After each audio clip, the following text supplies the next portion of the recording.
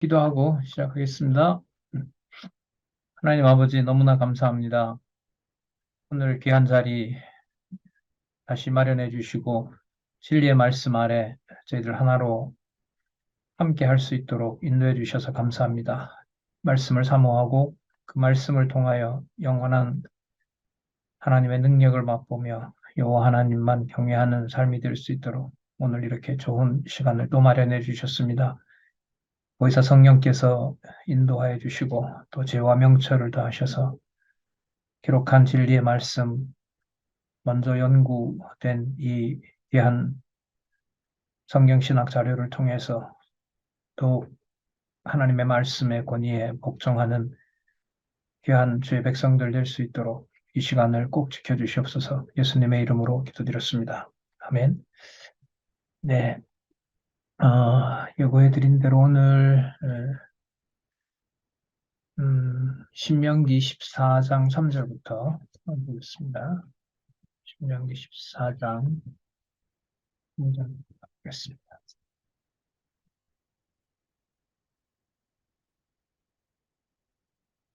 1120. 자, 여기 보시면은,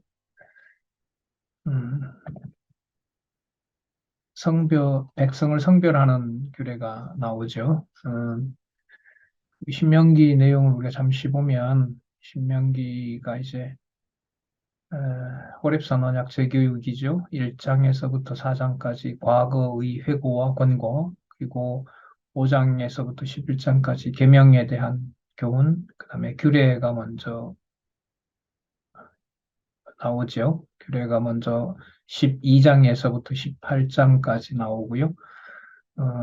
율례가 12장에서부터 18장까지, 그리고 율례에 대한 교훈이 19장에서부터 26장, 약속과 공고로 교훈하시는 내용이 27장에서부터 34장 이렇게 나와 있죠. 지금 백성을 성별하는 규례 내용을 살펴보고 있습니다. 자, 살펴보려고 하고요. 앞에 보시면 주제를 좀 확인하고, 그 다음 주제와 연관시키면서 이제 본문 내용들을 보면서 좀 시간을 복습도 하고, 우리가 공부할 내용들도 살펴보고, 자, 그렇게 하도록 하겠습니다. 12장에서부터 14장 2절 지난 시간이었죠. 하나님을 섬기는 규례, 자, 지금 백성을 성별하는 규례, 그리고 지도자 성별하는 규례 이렇게 이어집니다. 자, 그럼 먼저 식물로서 성별하는 규례를 보도록 그렇게 하겠습니다. 음, 그 백성을 성별하는 규례 두 번째 단락 이렇게 보시면 어디서부터 읽을까요? 처음이니까 우리 길게 한번 읽어볼까요? 두 번째 단락 밑에서부터 네, 여기서 일곱 번째 줄. 여호와께서 이스라엘 자손에게 호렙산 언약을 세우신 근본 목적이 그들로 하여금 윤리적으로 선하게 생활하도록 하시려는 데 있는 것이 아니라 그 언약의 말씀대로 생활함으로 애굽 땅 종되었던 집에서 인도하여 내신 여호와를 잊지 아니하고 기억하며 그를 경외케 하시려는 데 있는 것이다. 자, 이게 보통 성경 기록 목적인데 여기에서 이제 이 3권 같은 경우에는 어, 예표로서의 모형, 예수 그리스도에 대한 예표로서의 모형과 그림자, 그러니까 신약 근거라고 할 수 있죠. 앞으로 나올 신약의 내용을 통해서 신명기 14장 3절부터 16장 7절의 근거를 제시하고 있는 거기 때문에 그래서 우리가 신약 근거 이렇게 부르죠. 물론 성취될 내용이죠. 구약의 규례는 죄의 권세 아래 있는 택함을 받은 백성들을 성별하여 거룩한 백성이 되게 하시는 예수 그리스도에 대한 예표로서의 모형과 그림자다. 이렇게 나오는데요. 여기 관련된 구절 혹시 찾으셨어요? 음, 찾으신 분. 로마서 8장 1절에서 2절이요? 한번 읽어보시겠어요? 아, 아,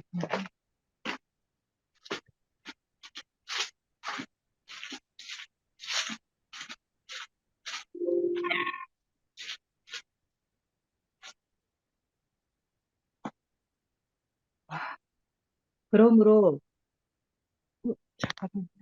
어, 천천히 그럼, 하세요. 그러므로 이제 그리스도 예수 안에 있는 자에게는 음, 결코 정죄함이 없다. 이는 그리스도 예수 안에 있는 생명의 성령의 법이 죄와 사망의 법에서 너를 해방하였기 때문이다. 네. 죄의 권세 아래 있는 택함 받은 백성을 성별하여 거룩하게 하신 내용. 예, 로마서 8장 1절에서부터 2절 생명의 성령의 법 나오는 부분이죠. 혹시 또 다른 분 있으면 음,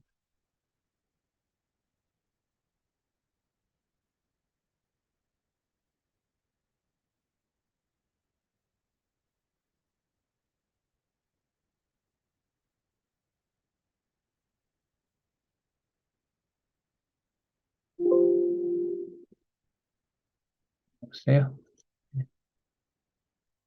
음, 성별이라는 말이 어떤 뜻이죠?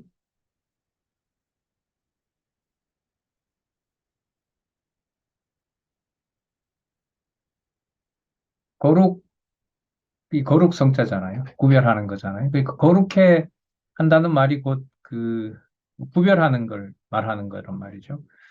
지금 그 선생님 왜 그 구절이라고 생각하세요? 어떤 부분과 어떤 부분이 매치가 됐다고 보세요? 저렇게 좀 참조해 주시면 좋겠네요. 앞으로 권합니다. 그런 방식으로. 바로 해서 본인이 그것도 같이 하면 되니까요. 켜시고 말씀 좀 해주시죠.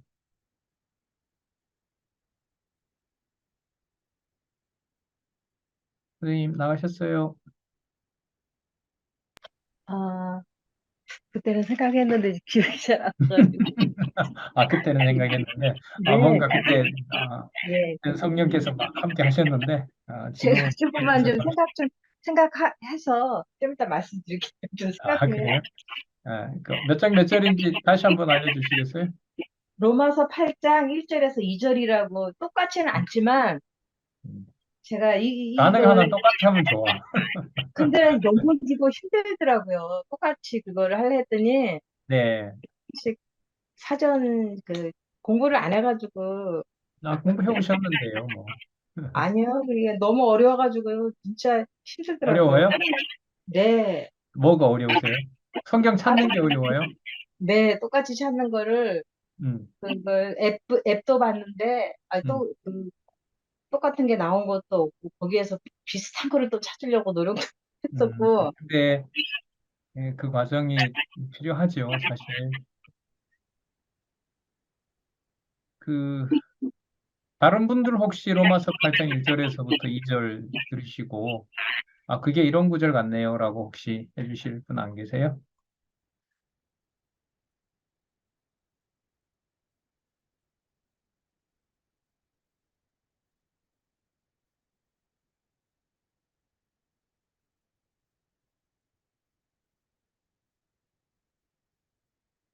여기 여러분 큰 틀에서 한번 잡아볼까요?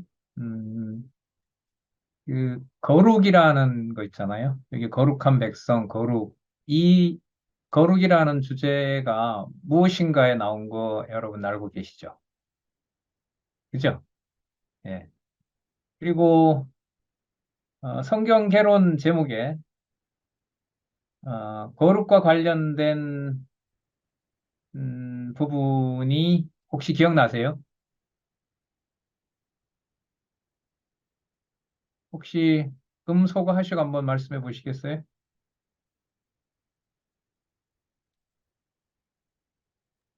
성도의 거룩한 생활, 어디에 나와요? 베드로 전후서. 베드로 전후서요? 네, 거룩한 성도의 생활, 데살로니가 전후서. 데살로니가 전서인가 헷갈린다. 아니요, 베드로 후서도 맞습니다. 베드로 전서도 나와요. 근데 데살로니가 전후서의 제목이 뭐냐면 거룩한 성도의 생활입니다. 생활로 무장. 생활로 무장. 자, 이거 중요할까요? 안 할까요? 하죠. 조금 중요할까요? 많이 중요할까요? 예, 많이 중요합니다. 매우 매우. 예, 이게 중요합니다, 이거. 음, 자. 전체 큰 틀에서 살펴봤고요. 아까 장로님 거룩 얘기하셨는데, 베드로 전서도 맞습니다. 베드로 전서에 보면, 베드로 전서 제목이 에, 거룩한 생활의 촉구예요. 거룩한 생활의 촉구고요. 거룩한 생활의 촉구의 결론이 베드로 후서가 됩니다. 제목이 불의한 생활을 경계하는 겁니다. 여기 보시면 이와 같이 구약의 규례는 죄의 권세 아래 있는 택함을 받은 백성을 성별하여 거룩한 백성이 되게 하시는, 앞부분의 성별은 칭의의 단계에서 이렇게 하나님의 거룩한 백성으로 불러낸다고 본다면 제가 이해하는 거니까요. 자, 그렇게 이해해 간다는 겁니다. 그리고 뒤에 이제 거룩한 백성이 되게 한다는 것은 거룩한 생활을 하게 하신다. 성령께서. 자, 그렇게 정리를 하시면 큰 주제가 들어오게 되네요. 데살로니가 전후서. 자, 그리고 또 베드로, 베드로 전서. 그리고 베드로 후서까지. 그러면 음, 많은 부분들이 예, 들어오게 되죠. 혹시 거룩한 왕 같은 제사장이요, 거룩한 나라요, 이런 말씀 들어보셨습니까? 예? 음, 어디에 나오죠? 베드로 전서 2장 9절, 그렇죠. 베드로 맞나요? 베드로전서 2장 9절. 9절. 네, 그렇게 하나씩 찾아가면 돼요. 여러분들 끝나고 나면 찾지 않으실 거잖아요. 그러니까 지금 이렇게 불러주실 때 찾아서 확인하시고, 아, 저렇게 찾아가는구나. 이렇게 좀 같이 공부하시면 돼요. 오늘 진도 빨리 나가는 거요. 포기해야 돼요. 매달락마다 나오기 때문에 빠르게 오늘은 갈 수가 없어요. 그래서 말씀을 좀 오늘은 음미하시면 좋겠습니다. 음. 자, 세 번째 단락 공부 방식에서 오늘 여러분 의의가 어디에 있냐면요. 매 단락마다, 그러니까 매 사건마다 아, 예표로서 모형과 그림자를 설명을 많이 해요. 또 이게 율례라 그랬으니까 율례가 종류가 많잖아요. 논리적인 의미도 있지만은 종류들이 많다는 거예요. 근데 그게 전부 누구에 대한 예표로서의 모형과 그림자다? 예수 그리스도에 대한 예표로서의 모형과 그림자다. 이렇게 알려주는 거예요. 그러니까 그 단락 끝날 때마다 그걸 이제 계속 소개를 합니다. 그리고 거기에서 아까 우리 홍 선생님 찾아오신 것처럼, 찾아보신 것처럼 우리가 그 내용들을 찾아갈 때, 아, 이게 신약에 이렇게 이루어지는 거구나. 근데 두 번째, 우리에게 중요한 것은 아까 구절의 매치가 아니라 제가 조금 전에 소개드렸던 방식대로 개론에 나와 있는 의미에 뭐가 나오는 걸 우리가 봤어요. 거룩한, 거룩이라는 말이 나오는 걸 살펴봤죠. 무엇인가에도 나옵니다만은. 자, 그 정도로 잡으면, 넓은 범위 속에서 신약의 근거를 우리가 확인해 볼 수가 있는 겁니다. 여러분, 이 내용을 어느 정도 알고 14장 3절에서부터 16장 17절까지 내용들 한번 볼게요. 1120페이지 첫 번째 단락에 보면 식물로서 성별하는 규례, 그 다음에 면제년을 지켜서 성별하는 규례, 그 빚을 50년째 되면 다 갚아주라고 하죠. 그 다음에 재물을 먹어 성별하는 규례, 재물을 먹음으로 예수 그리스도의 피와 피를 마시고 살을 먹는다는 말씀이 나오잖아요. 요한복음으로 바로 가죠. 자, 그러면 그것하고 예수 그리스도가 성취한 것하고, 여러분 조금 전에 우리가 살펴봤던 데살로니가 전후서나 거룩한 생활의 촉구나 불의한 생활의 경계나 이 내용들은 여러분 복음서가 아니고 이제 이건 전부 어디에 해당되는 거죠? 교회와 관련되는 거 맞죠? 그죠? 성령께서라는 주어에 다 들어가 있는 거 아니에요? 그러면 이게 실제로 우리 생활에서 거룩한 생활하고 관계가 된다는 거죠. 자, 그럼 그렇게 되면 무슨 설명을 할 수 있어야 되냐 하면, 연관이 된다라고 우리가 찾아왔고, 만약에 그걸 그렇게 설명하면, 신명기 14장 2절에서부터 29절까지 나타난 식물로 성별하는 규례. 한번 볼까요? 1121페이지에 보면, 그 요약되어 있는 게 있죠, 참. 음, 이 구조는 아직 그렇게 설명을 안 하고 있네요.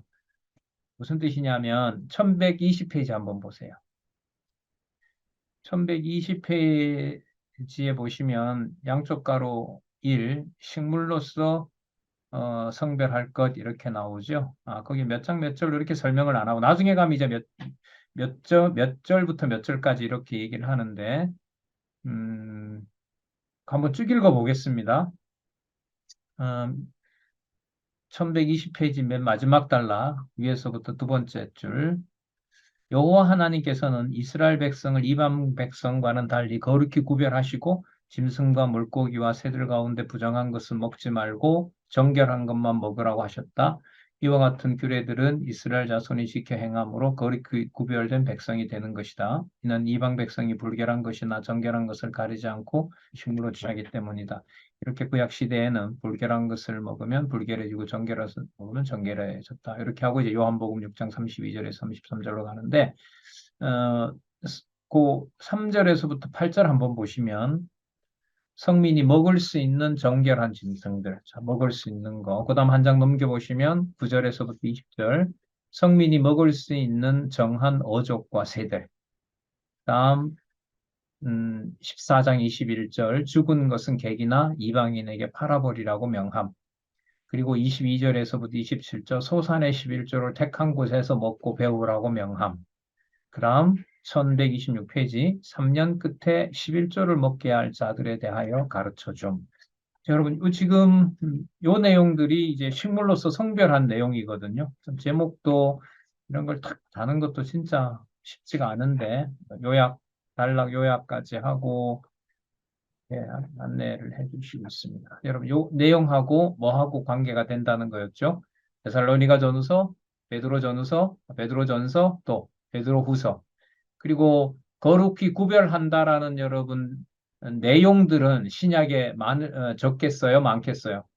매우 매우 많죠. 요약까지 들어가서 찾는다면 너무너무 많은 거예요. 근데 우리는 지금 거의 떠오르지 않는 거죠. 그죠?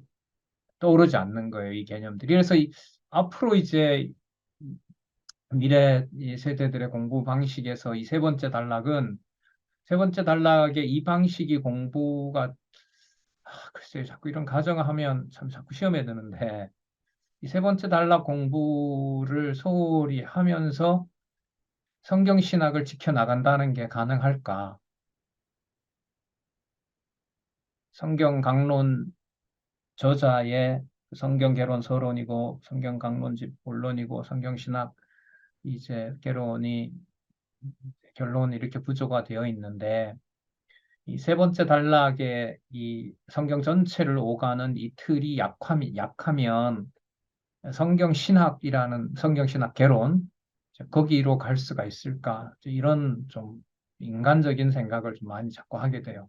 아까 홍 선생님 얘기를 하셨는데 아까 말씀하신 대로 쉬운 게 아니거든요. 아니에요. 이게 이제 나중에 뒤에 이제 80, 90 가면 이제 구체적으로 성경 구절을 소개한단 말이죠. 그리고 물론 이게 3권이기 때문에 시간이 오래 전이어서 성경 강론집의 어떤 틀이 18권에 나와 있는 걸로 딱 정해지는 그까지는 계속해서 이게 발전해 나가거든요. 근데 여러분 발전해 간다고 해서 어떤 다른 내용을 저자가 씁니까? 반드시 신약에 있는 내용을 바탕으로 신학적 해석을 합니까? 신학적 해석은 성경을 가지고 하죠. 이걸 귀하게 여기셔야 돼요. 이거는 이렇게 절대로 가볍게 볼 수는 저는 없다고 보거든요. 자, 그런데 그 이제 내용을 소개할 때까지 그 관련된 내용들을 이제 주석을 하고 있단 말이죠.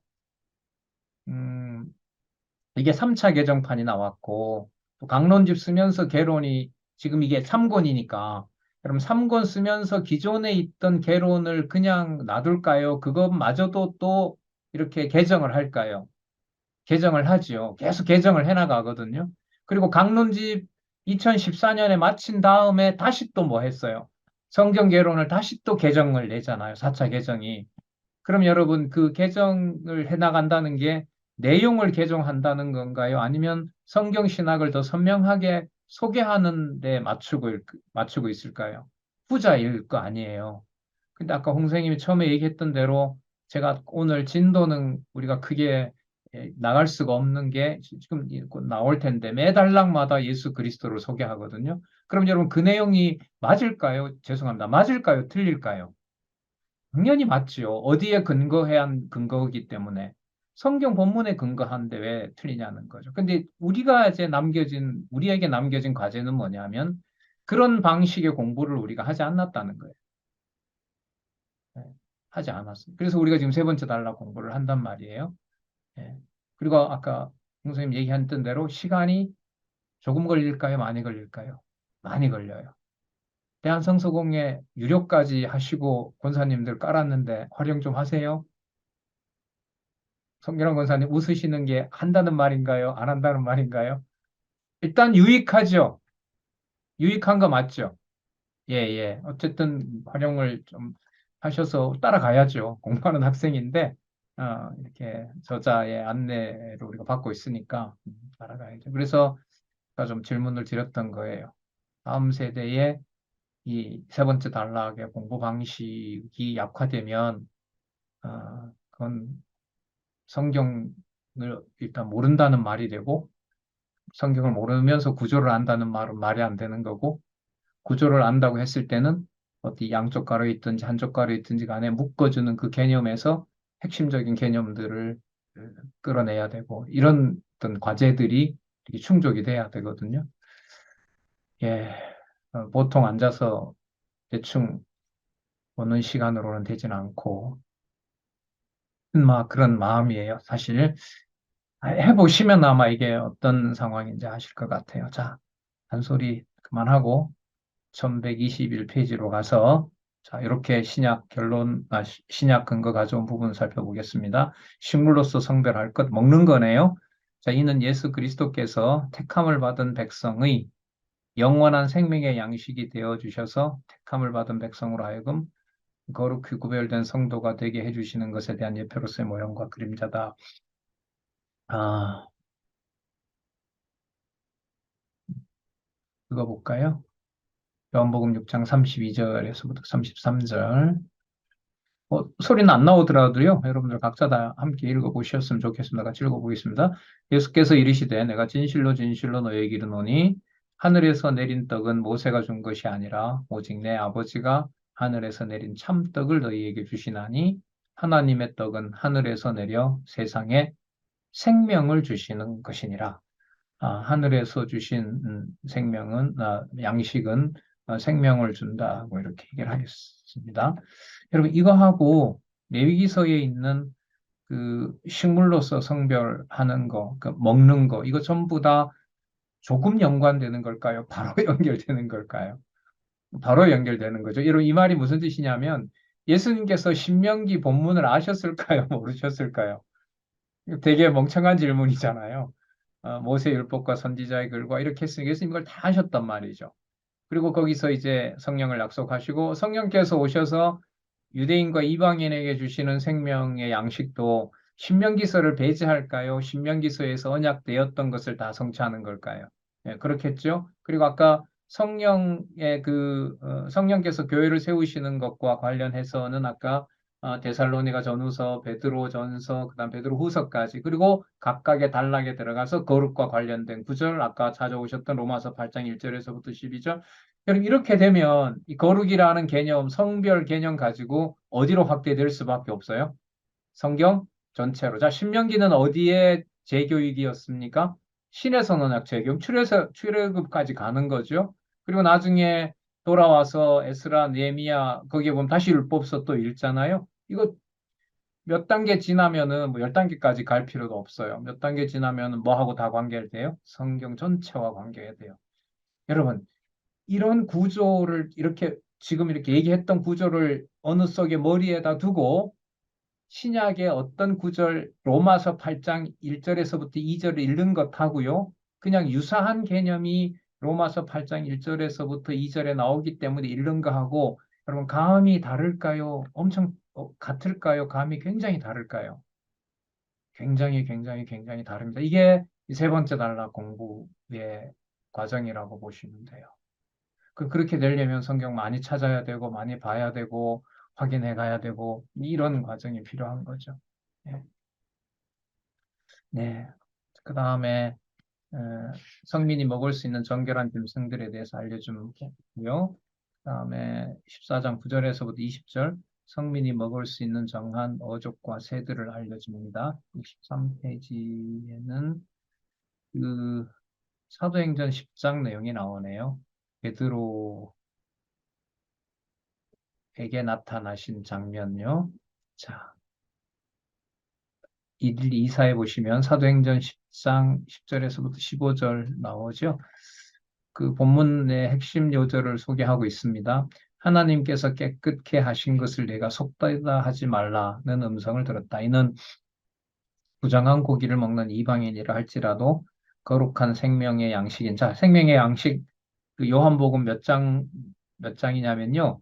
6장과 7장. 6장, 7장 제목이 생명의 양식에 의한 성취. 맞죠? 생명의 양식에 의한 성취. 강론집 제목으로. 그러면 다 드러내요. 그러니까 뭐하고 딱 연결이 돼요. 신명기 14장과 요한복음 6장에서부터 7장, 그리고 무슨 사건? 베드로에게 이방인들도 어떻다? 성별된 백성이다, 구별된 백성이다라는 게 딱 조합이 되면 성경 전체로 나아가는 길이 딱 닦이게 되겠죠. 그다음에 어,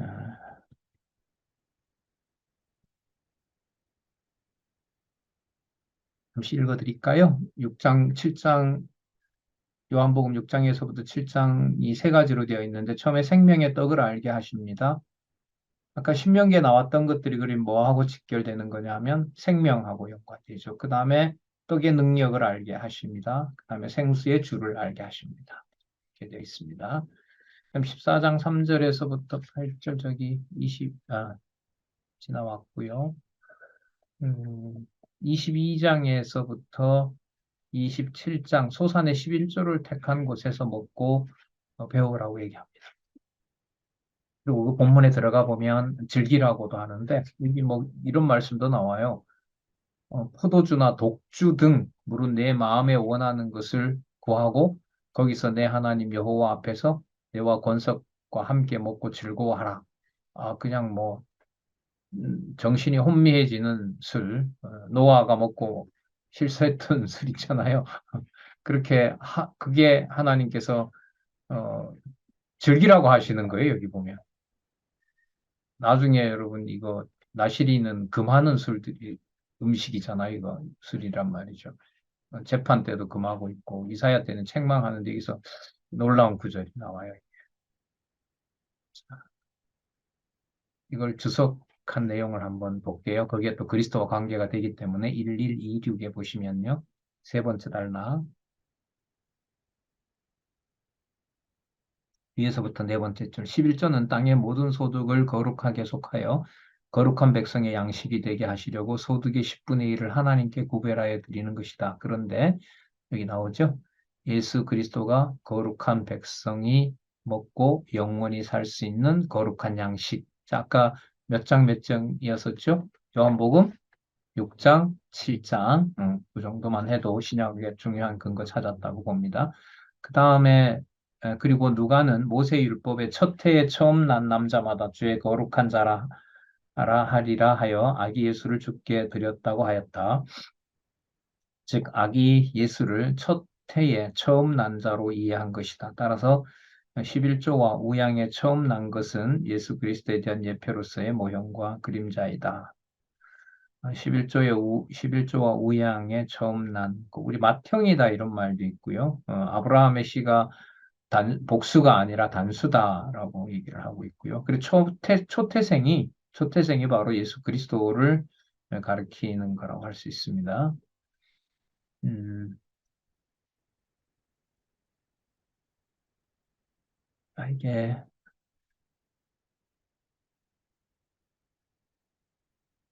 자, 14장 28절에서부터 29절, 3년 끝에 11조를 먹게 할 자, 이렇게 나오는데, 자, 이것도 계속 그 신약 근거 제시하고 있죠? 1127페이지 밑에서부터 둘, 넷, 여섯, 아홉 번째 줄부터 읽어볼게요. 따라서 이스라엘 자손이 먹을 수 있는 거룩히 구별된 식물들은 택함을 받은 성도의 생명의 양식이 되시는 예수 그리스도에 대한 예표로서의 모형과 그림자다. 이거 그 밑에도 나와 있죠? 요한복음 6장 35절, 요한복음 6장 7장. 예수께서 내가 곧 생명의 떡이니 내게 오는 자는 결코 줄이지 아니할 터이요 나를 믿는 자는 영원히 목마르지 아니하리라.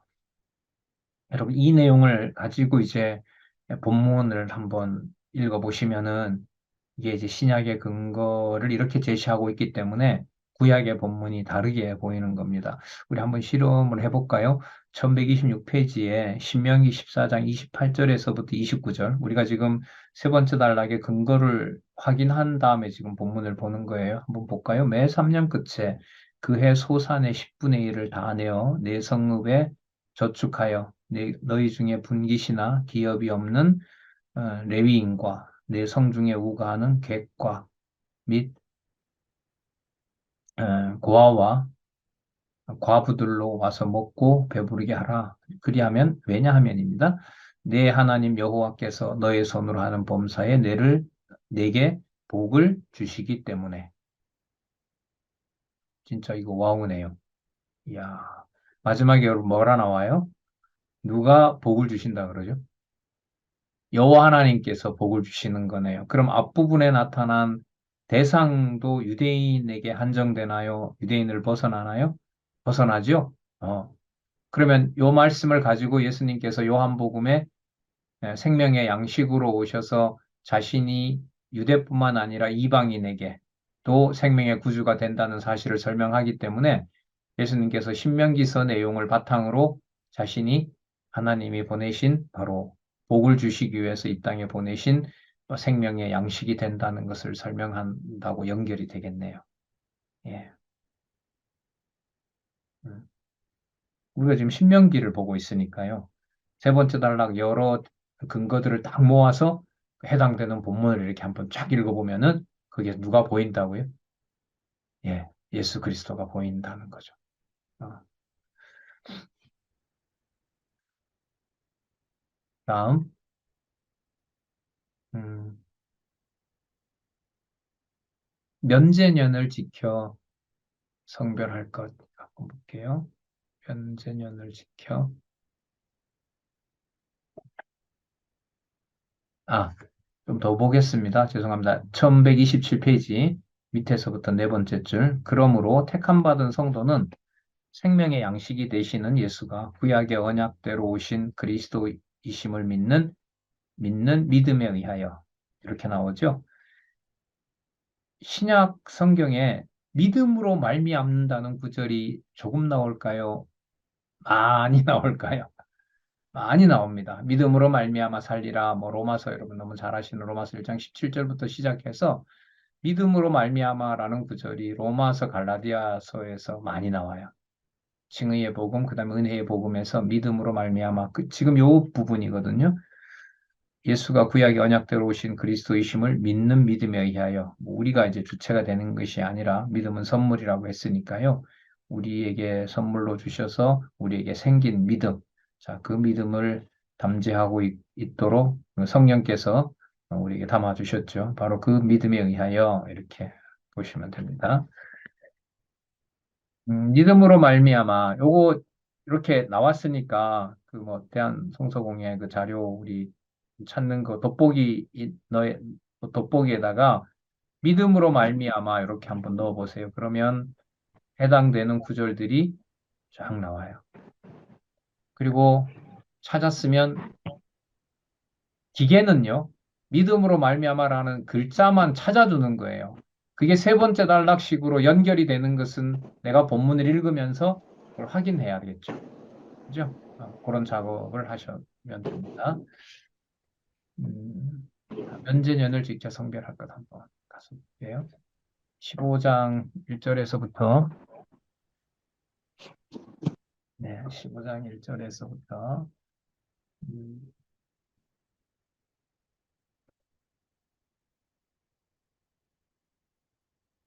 아, 뭐냐면 1128페이지 첫 번째 단락 밑에서부터 세 번째 줄 면제년 여러분 어느 정도 아시리라고 보고요.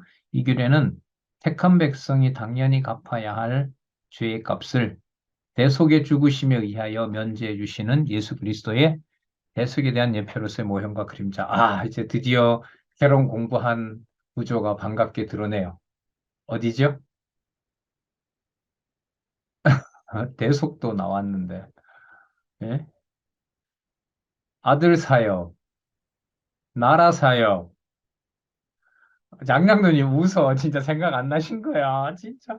아, 너무 섭섭하다. 복음서 전체 아, 다 뭐 또 그렇게 하시면 안 되지. 대속이 나왔는데. 아들 대속이 나오고 사역, 나라 사역, 마태 무슨 사역, 마태 대속 사역. 마태복음 구절은 많지요. 근데 대속하면 바로 나라 사역, 대속 사역 나와야지. 나라 사역 대속 사역 오케이. 그럼요. 이 정도 음. 급은 소개해줘야죠. 우리를 대신하 이런 거에 많죠. 그런 게 많지. 나는 아는 것과 믿는 것이 누가복음 22장에서부터 24장에서 터질 줄 알았는데 얼굴들이 다 안 밝으셔. 못 맞히신 것 같아. 이 낙이 좀 많았으면 좋은 거예요. 진짜. 그럼 아니에요? 대속사에 탁 나와야 되는 거 아닌가요? 박영희 원사님 맞죠? 대속사에 나와야죠. 이럴 때는. 아, 이거구나, 이거. 보인다. 이렇게 돼야죠.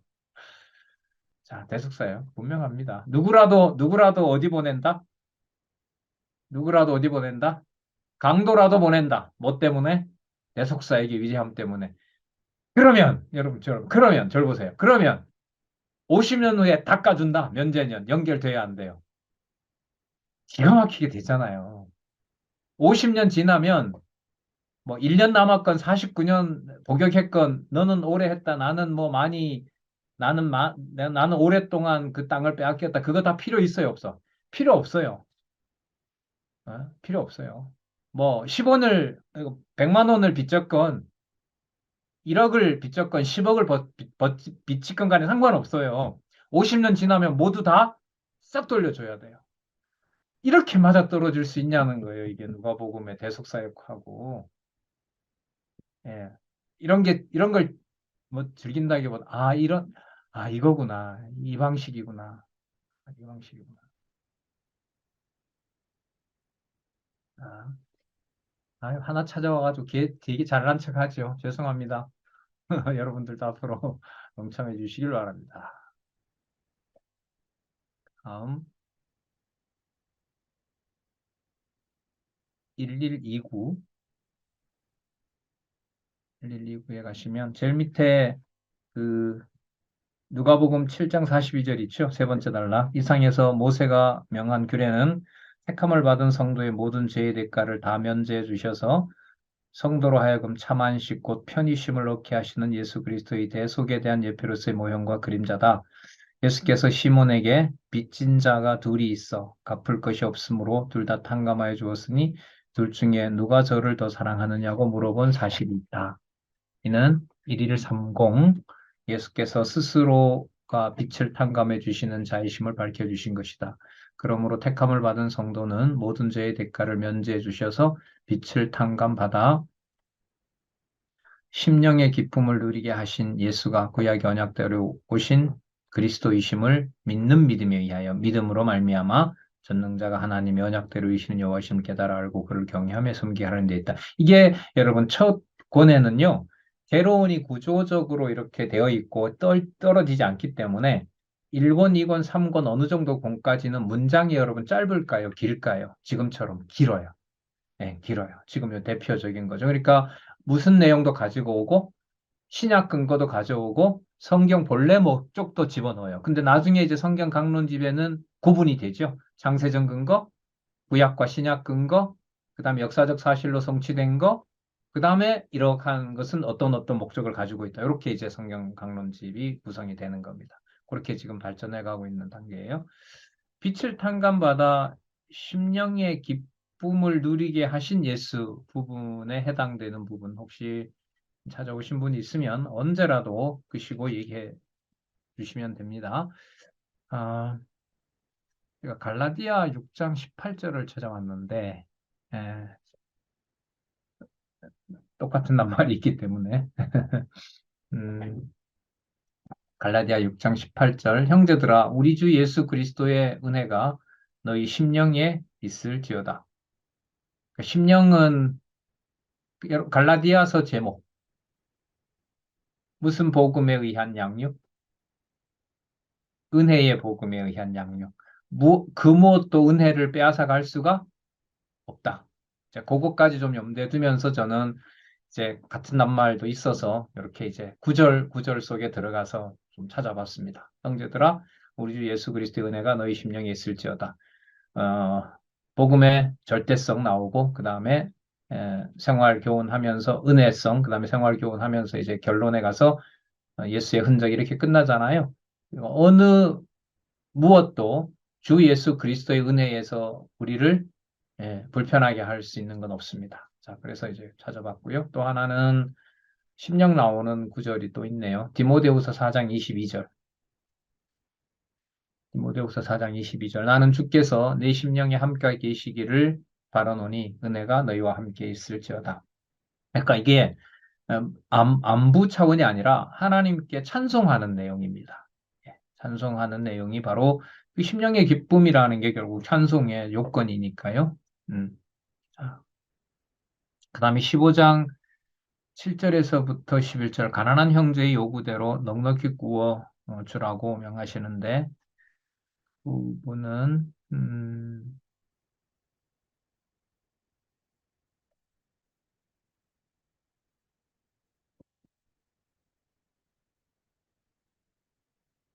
1일 3일 네, 1일 3일 1일 3일 제일 밑에 줄 밑에서부터 두 번째 줄 이상에서 모세가 명한 규례는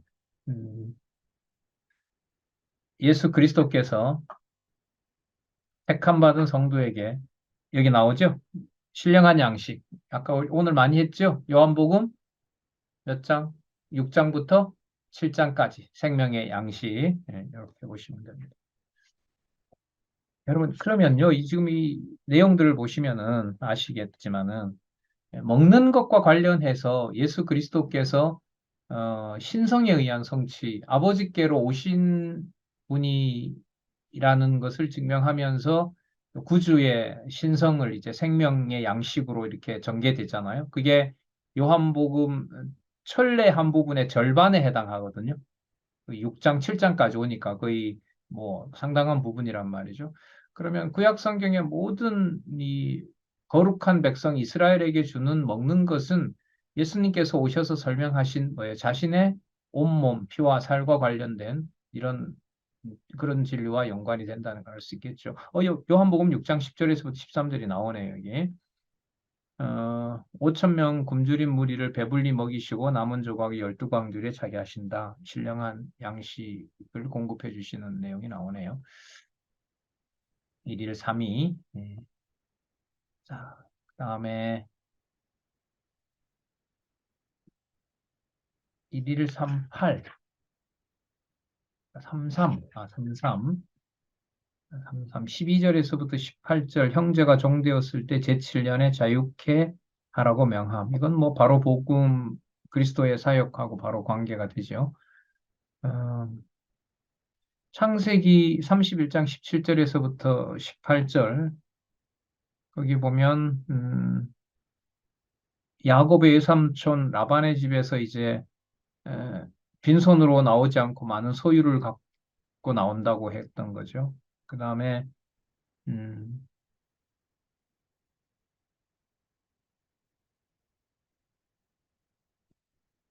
그러니까 여러분 종 되었을 때 7년의 자유케 하라는 것은 그 종에게 가난하게 만드는 거예요. 그 종을 부유하게 해주는 거예요. 부유하게 해주는 거죠. 그게 이제 복에 대한 우리가 받을 그 복에 대한 예표이죠. 신령한 복에 대한 예표이고 그걸 출애굽기 3장 21절에는 출애굽할 때도 어, 빈손으로 가지 않게 한다는 내용이 나왔고요. 그다음 출애굽기 12장 36절에도 보면 애굽 사람들의 물품을 취하여서 나오게 했다. 그 내용들 살펴볼 수 있고요. 한 페이지 넘기셔서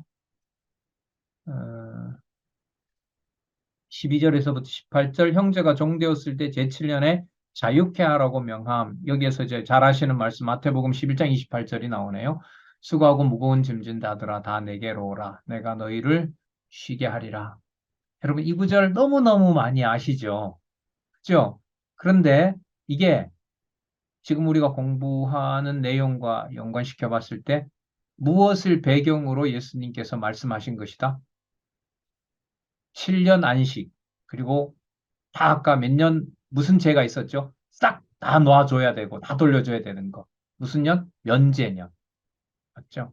그러니까 신명기와 출애굽기에 나타난 그 면제년, 그 다음에 7년 후에 돌려줘야 되는 거, 그런 거, 그 다음에 그 내용들을 그리스도가 전부 이루신 내용이 바로 무슨 구절이라고요?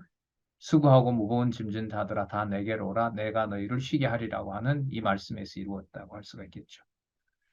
자, 여러분, 마태복음 11장 28절 다음에 그러므로 택함 받은 성도는 죄와 사망의 노예로부터 자유케 하시고 이거 나오죠.